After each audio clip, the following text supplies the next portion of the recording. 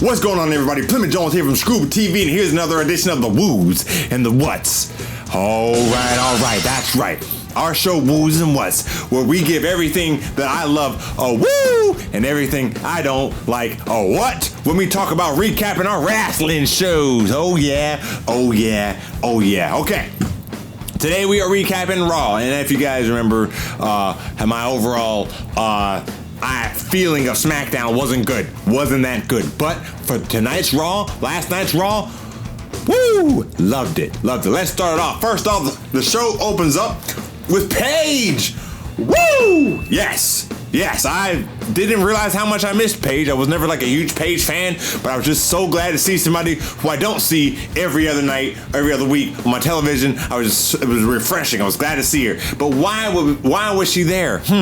We'll get right to that. Well, she brought out the Kabuki Warriors. That's right, the tag team champions. The women's tag team champions come out there, and she's like, hey, remember how 6 months ago, I can't believe it's been 6 months. Remember how 6 months ago, I brought in the Kabuki Warriors and told you how awesome they are? And look now, they're that tag team champions. Oh, what's gonna be crazy? What's crazy? And then as she's talking, I don't think she got the word that they're heels now. They're not good guys anymore. So somebody should have probably told Paige that. But as she's talking, they're kind of taking the mic from her, and Paige is getting mad, and then she turns to Asuka, and Asuka hits her with the green mist.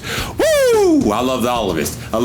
And Becky Lynch came out there and started fighting Kairi Sane, and it bled right into Kairi Sane versus Becky Lynch. What a way to start off Raw. I loved it. It wasn't a long, drawn-out promo by a whole bunch of people talking. It was brand new. It was in your face, and it kept me interested the whole time. What I've been saying, guys, is the women's division have been amazing recently. They've been the best thing on Raw since they killed The Fiend a few weeks ago. How long has it been now? But this, the first match of the night was Kairi Sane versus Becky Lynch, and that match gets a big old woo! Wow. They let these women go. They let them go for like 20 minutes. It was awesome. Back, forth, and back. Kairi Sane was pulling out this weird kind of finisher where she was crossing her legs and pinning Becky backward and bending Becky. It was weird. It was awesome. I love these two as heels. I love Kairi and Asuka. There's so much personality there. They're quirky. They're like anime villains. I love it. That's not to be racist. I think it's just because of what they're going for. All right. Loved every bit of this. And I love the underlying story that Becky Lynch wants. Like, she lost Kairi Sane already. She lost to Asuka at the Royal Rumble, and so now she's trying to almost get that win back through them. What are we gonna actually do with the tag team belts? I don't know. I do know that on Wednesday we're defending them, so that's awesome. Really happy to see that. Really good for the Kabuki Warriors to come out on top of that.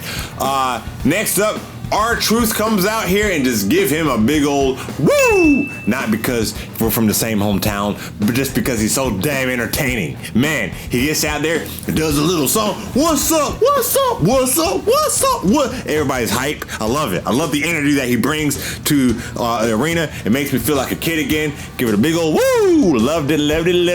So he's talking about how he lost the 24/7 belt last week to the Singh brothers, and the person's explaining to him that there's two of them. He's like, I knew there was 4 eyes after my belt. Now I need to make sure I wear some bifocals so I can have 4 eyes on them. Doesn't make much sense to us because we're normal people. Makes 1,000% to R-Truth because he's R-Truth. Really love this. This was him versus Buddy Murphy. Really quick match. The right result here, Buddy Murphy won, but it was due to 24/7 shenanigans. That's right. During the match, the 24/7 crew came out there and they started circling around the whole ring while the match was happening, and R-Truth couldn't help it. He saw his opportunity to get his baby back, and he goes out there and so they're all chasing after the Singh brothers who are in the front of the line, running around the ring. Then R-Truth gets out there and immediately ends up in the back of the line. So he's in the back of the line, and the Singh brothers are right behind him. So all R-Truth really has to do is turn around and grab him, but he's running around in this crazy, zany cartoon it's just pretty funny. As he's doing that, the refs kind of go out 1, 2, 3, 4, 5, 6, 7 on 7. R-Truth rolls back in, stops the count, but then gets caught with a knee by Buddy Murphy, and Buddy Murphy wins the match. Woo! Awesome stuff there, guys. Next up, the Street Profits get out there. Woo! Yeah, it was kind of pointless, but I love The Street Profits, they came out there, they started doing their dance, they got in the audience, got them all hyped, said, we want the smoke, got everybody in that building yelling, we want the smoke, we want the smoke, we want the smoke, we want the smoke, we want the smoke, we want the smoke. All right, it was awesome. Woo, get a move. Then they just left, and I don't know why they did that, but I got happy when they did. Very good stuff there. Next up, Drew versus Ricochet. Woo, woo, woo, woo. Wow, that was awesome. This should not have been as good as it was, but it was. In fact, what was almost annoying is that this match is as good as when you see on paper Drew McIntyre versus Ricochet. This is the match that you would expect. However, we've already got in the past, like Drew's past 2 matches before this was against Ricochet, one for the King of the Ring and one last week, and none of those matches lived up to his potential, but this one did. Woo! It was awesome. So many good moves. Drew McIntyre just reminding everybody what a badass he is, just beating the holy hell out of Ricochet, tossing him all throughout the ring. He does some buckle bombs. He does that one thing where he has his legs here and slams them. So many awesome maneuvers. Ricochet gets a little bit of offense on here, but at the end of the day, he is no match for Drew McIntyre. Man, and the way this ended, so they're going back and forth. Ricochet looks like he's about to get the win. He looks like he's about to get the 450 splash. He gets Drew down. He goes up for it, goes for it, and Drew McIntyre rolls out the way. Ricochet lands on his feet, turns around, RKO by Randy Orton.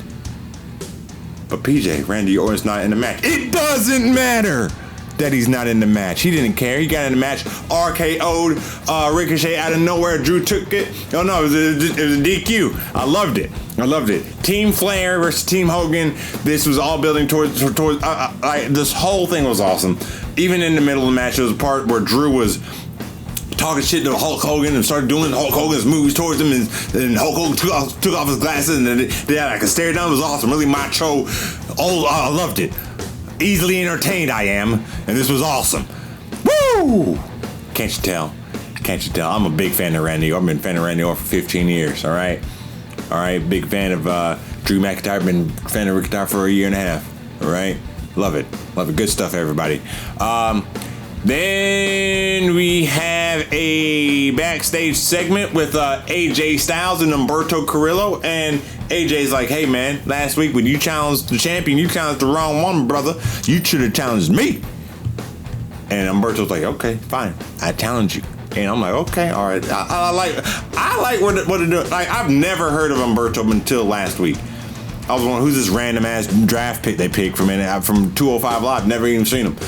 And in 2 weeks, even though he lost his match last week, and we'll get to the match this week, I like this new person. He's different than everybody else. He has an awesome look to him. He looks cool. You know, I know that's like a child. He looks cool, but sometimes simple being it can be as simple as looking cool to get the fans interested, and that got me interested.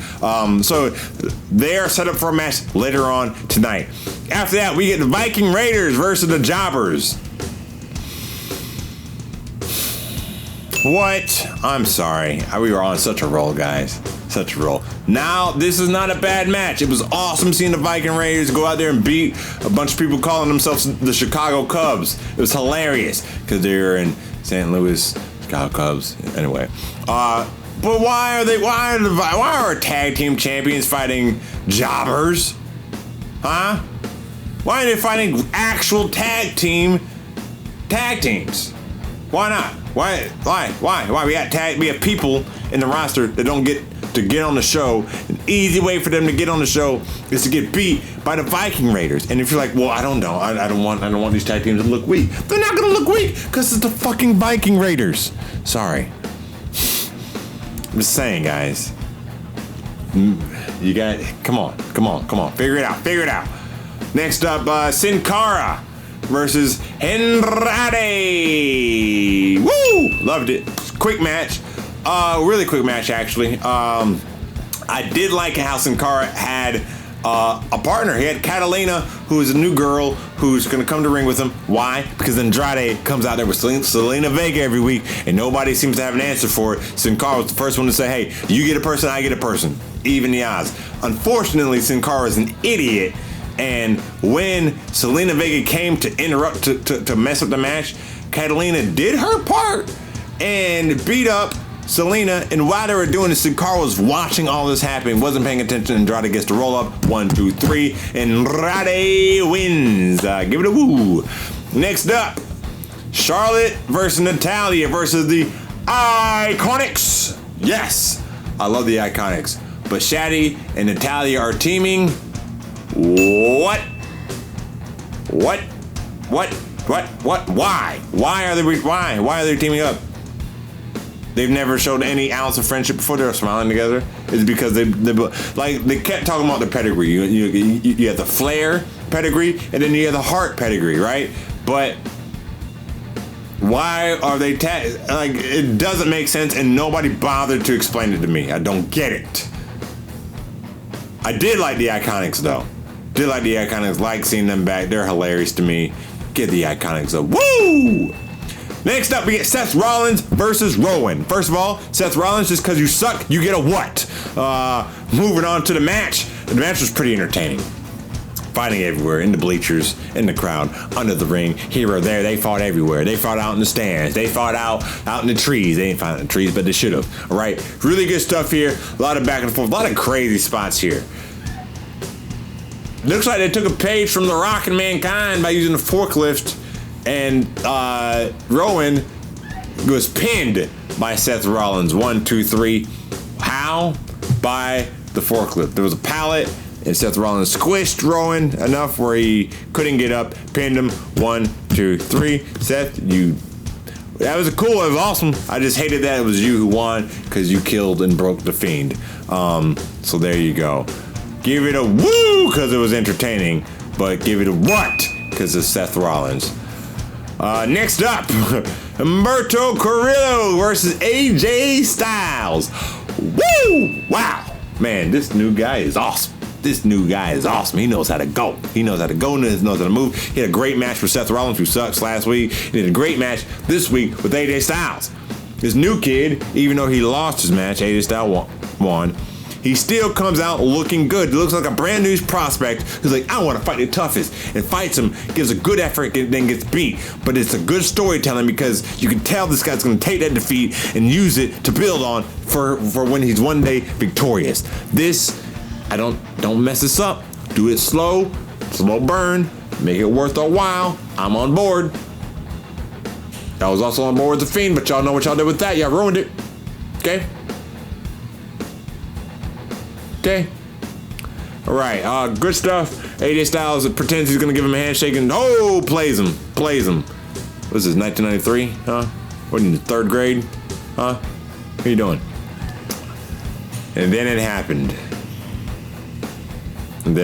So that ends, guys, with Rusev. Rusev is divorce court. Rusev and Lana are the King's Court is now divorced court.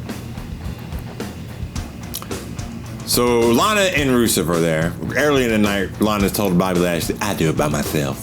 Big black bald man. I do it all by myself. Went out there. And Lana's reasoning, this caught me off guard. Lana's reasoning to why she was doing this is because Rusev, and I'm not lying, wanted sex all the time. She said he wanted sex in the kitchen, on the car, in the arena, in the house, in the bathroom, on the toilet, in the sink, in your bathroom, in your grandma's house, in the dog house, in the cabinet, under the floor, in the grass, in a ditch, in a can, and some, Apparently Rusev's a massive nympho. But Lana was not a fan of that. She only likes making out, apparently. So they're back and forth. She gets mad, and then greased up Bobby Lashley brings this chiseled ass out there and beats up Rusev. And at one point, Rusev takes off his wedding ring, which the crowd really loved, and he tried to shove it down Bobby Lashley's mouth. Then at some point, somehow Bobby Lashley got the upper hand, Rusev was beating up on Bobby Lashley. Then Lana was hitting Rusev with the kendo stick, but Rusev was no-selling. Get turned around. Bobby Lashley somehow got the upper hand, beat him up, put him on the ground, and the night ends with Rusev on the ground. His wife, in real life, is standing up, making out with Bobby Lashley. Making out hard making out, like tongue. I bet the side of Lashley's whole face is messed up.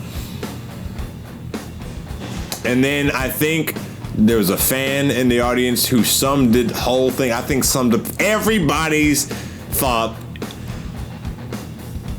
in 3 words. You just hear the fan saying, "This is weird." And it was. What? Guys, that's how you end Raw. That's the go-home show before the big... Where's Tyson Fury and Braun Strowman? There's a match on Thursday, and we didn't build to it. What are you guys doing?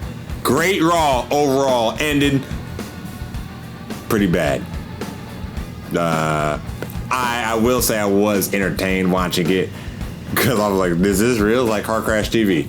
So, but guys, that's all I have for you guys today. Doesn't matter what I thought about Raw. What did you guys think about Raw? Why don't you put down in the comments what you guys thought about Raw? Do you like Rusev and Lana and Bobby Lashley's 3-way affair?